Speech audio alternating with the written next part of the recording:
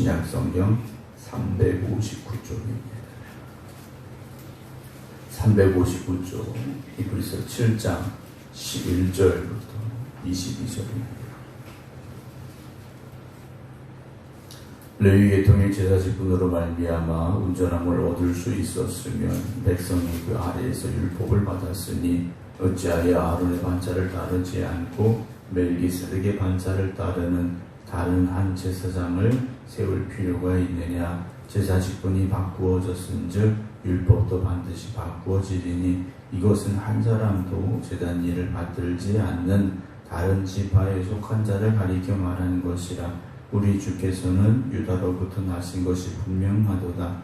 이 지파에는 모세가 제사장들에 관하여 말한 것이 하나도 없고 멜기세덱과 같은 별다른 한 제사장이 일어나는 것을 보니 더욱 분명하도다. 그는 육신에 속한 한 계명의 법을 따르지 아니하고 오직 불멸의 생명의 능력을 따라 되었으니 증언하기를 네가 영원히 멜기세덱의 반차를 따르는 제사장이라 하였도다. 전에 있던 계명은 연약하고 무익함으로 패하고 율법은 아무것도 온전하게 못할지라. 이에 더 좋은 소망이 생기니 이것으로 우리가 하나님께 가까이 가느니라. 또 예수께서 제사장이 되신 것은 맹세 없이 된 것이 아니니 그들은 맹세 없이 제사장이 되었으되 오직 예수는 자기에게 말씀하신 이로 말미암아 맹세로 되신 것이라. 주께서 맹세하시고 뉘우치지 아니하시리니 네가 영원히 제사장이라 하셨도다. 이와 같이 예수는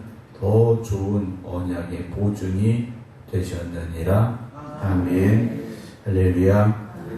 날마다 주님과 함께하는 우리 모든 성도님들의 삶이 오늘도 하나님의 은혜가 넘치는 복이 있는 날 되기를 주님의 이름으로 축원합니다.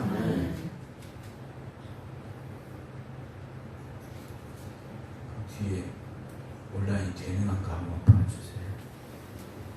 네, 다 나오네요.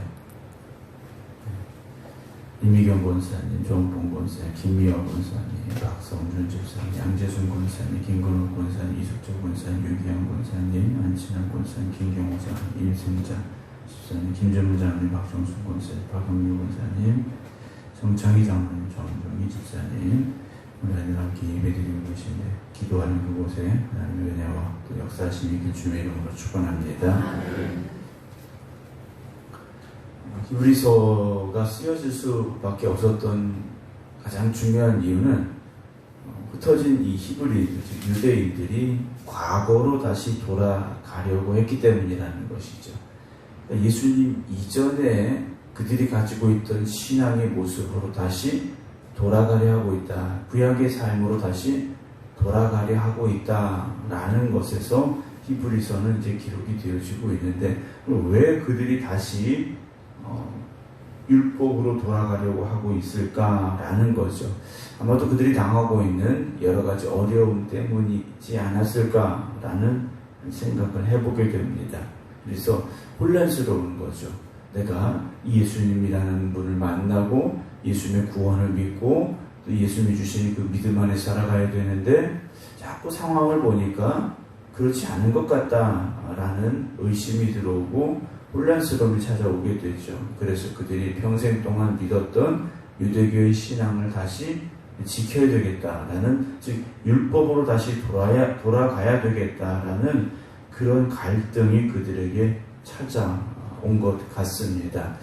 그런 갈등 속에 있는 흩어진 히브리인들, 유대인들에게 히브리서를 기록하면서 오직 예수 그리스도가 우리의 구원이 되시고 믿음으로 살아가야 됨을 히브리서 저자는 이제 고백해 내려가고 있는데요.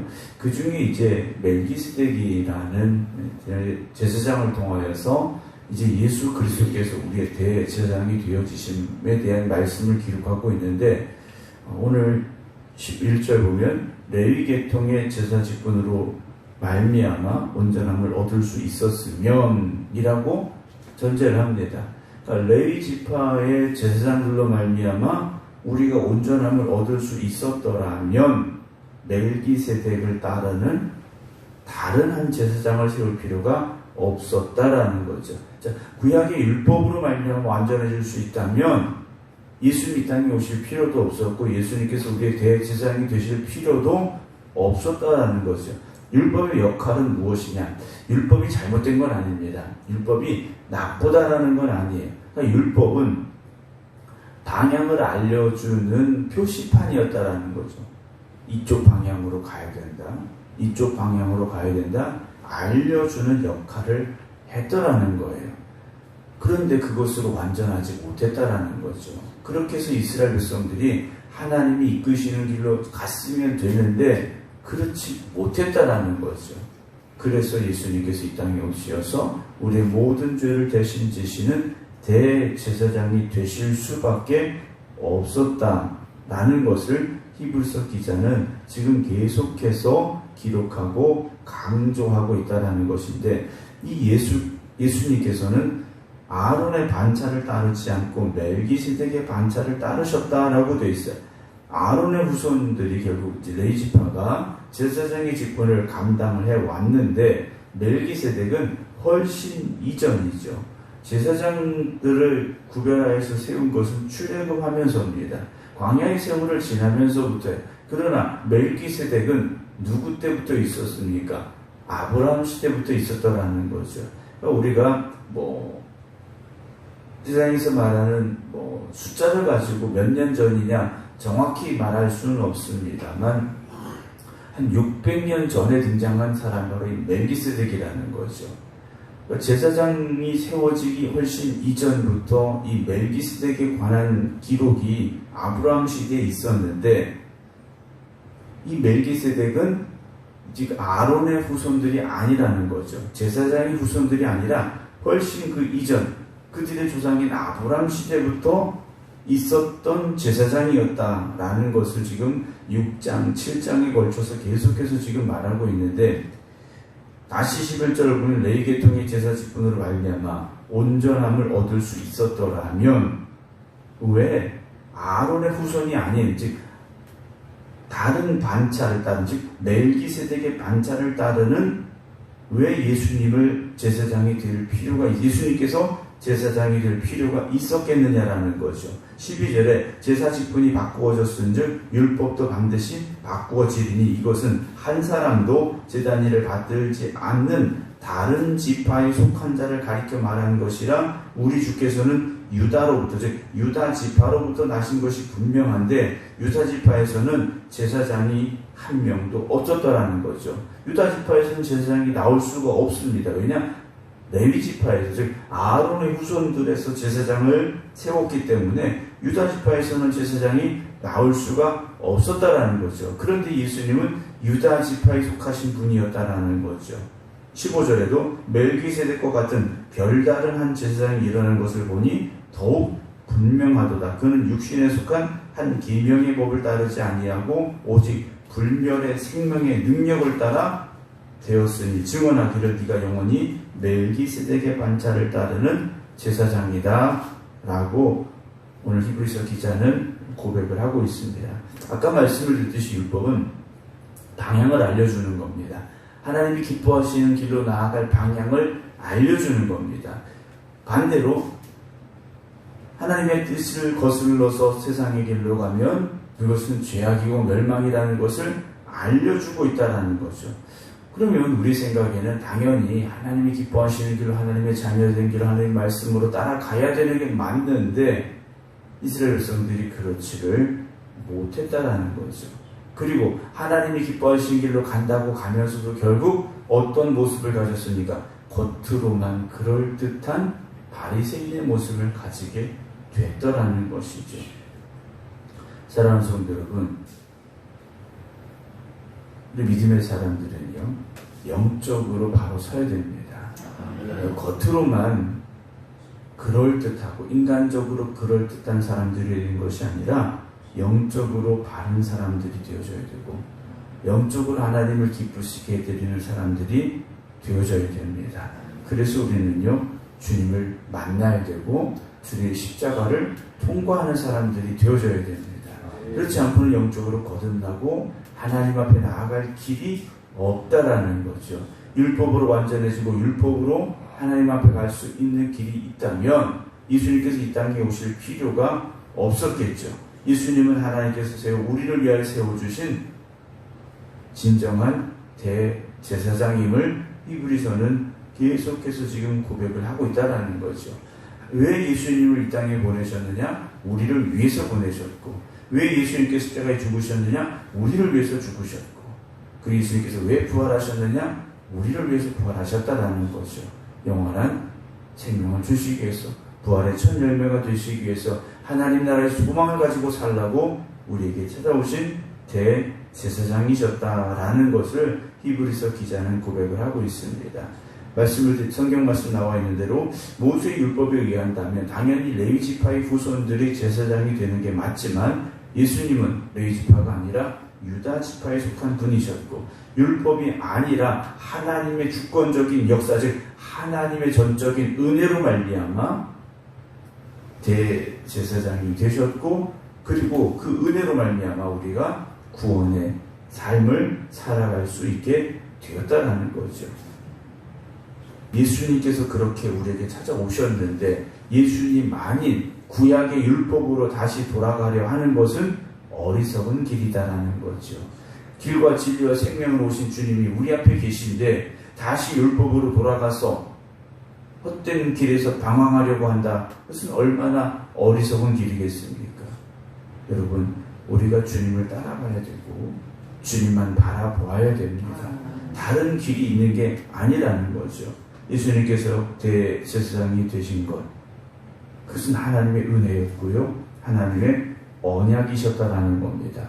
18절 보면 전에 있던 계명은 연약하고 무익함으로 패하고 율법은 아무것도 온전하게 못할지라 이에 더 좋은 소망이 생기니 이것으로 우리가 하나님께 가까이 가게 됐다라는 거죠.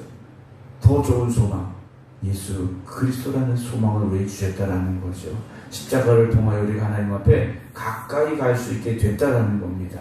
율법으로는 가까이 갈 수가 없는 겁니다. 율법으로 가까이 가려고 하면 할수록 어떻게 되느냐? 우리의 죄된 모습만 더 드러나게 돼 있다라는 거죠. 우리의 부정한 모습만 더 밝히 보여지게 돼 있다라는 거죠. 그래서 율법을 통해서는 하나님 앞에 더 가까이 가는 것이 아니라 더 멀어질 수밖에 없다라는 거죠. 그래서 예수님께서 이 땅에 오시었는데 22절 보면 이와 같이 예수는 더 좋은 언약의 보증이 되셨다라고 기록을 하고 있습니다. 여러분, 더 좋은 언약의 보증이 되셨다면 과거의 것을 다시 붙잡아야 될 이유가 없다라는 거죠. 그런데 지금 이 히브리서를 받아서 읽고 있는 이 유대인들이 아까 처음 말씀을 드린 대로 다시 율법으로 돌아가야 되는 유혹을 받고 있다는 거죠. 상황이 힘들어지니까, 믿음으로 살아가는 것이 어려워지니까 예수님이 아니라 율법을 다시 붙잡으려고 하는 어리석은 그들의 모습이 그들을 통하여 나타나게 되었다라는 겁니다.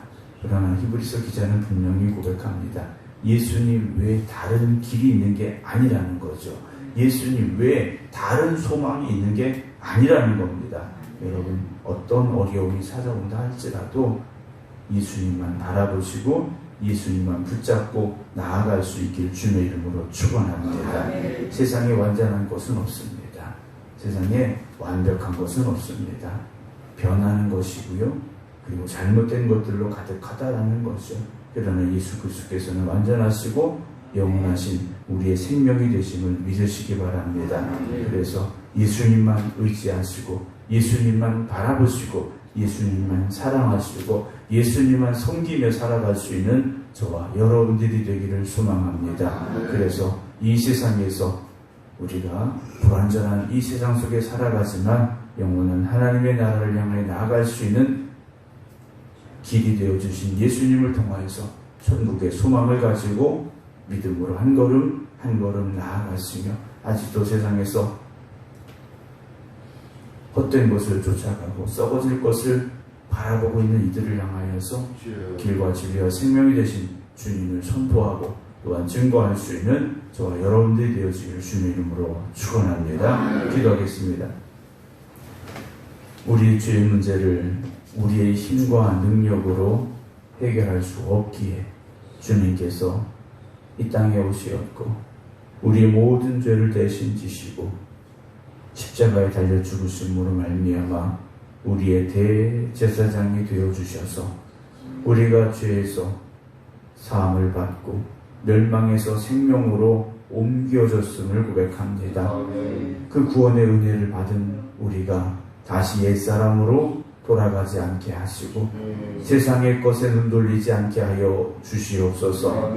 주님 나라 가는 그날까지 예수 그리스도의 십자가만 바라보게 하여 주시옵시고 우리에게 주신 그 구원의 은혜를 감사히 생각하며 살아갈 수 있는, 그래서 그 은혜를 떠나지 않는 저희들이 되게 하여 주시옵소서. 오늘도 이 새벽 저희들 주님 앞에 결단하며 기도합니다. 나를 따라오려거든 자기를 부인하고 자기 십자가를 져야 된다고 말씀하신 주님, 우리에게 주어진 십자가를 지고 한 걸음 한 걸음 믿음으로 나아가게 하여 주시옵시고 아직도 세상에서 방황하며 멸망의 길을 향해 가고 있는 이들에게 십자가의 생명의 복음을 전할 수 있는 저희들 되게 하여 주시옵소서.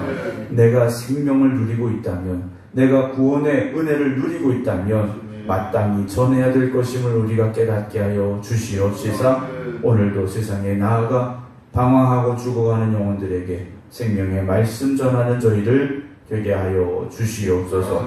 오늘도 이 성전에서 또 각자의 믿음의 제단 앞에서 기도드리는 모든 성도들 주님께서 능력의 팔로 붙잡아 주시옵소서. 우리의 힘으로 살아가기에는 너무나도 우리가 연약함을 고백합니다. 우리는 흔들리고 방황할 수밖에 없음을 또한 고백합니다. 주님 저희들을 붙잡아 주시어서 믿음으로 살아가게 하시고 믿음으로 승리케 하여 주시옵소서. 그래서 오늘도 이 하루가 주님과 동행하는 복 있는 하루가 되게 하여 주시옵시고 믿음으로 승리하는 하루가 되게 하여 주시옵소서.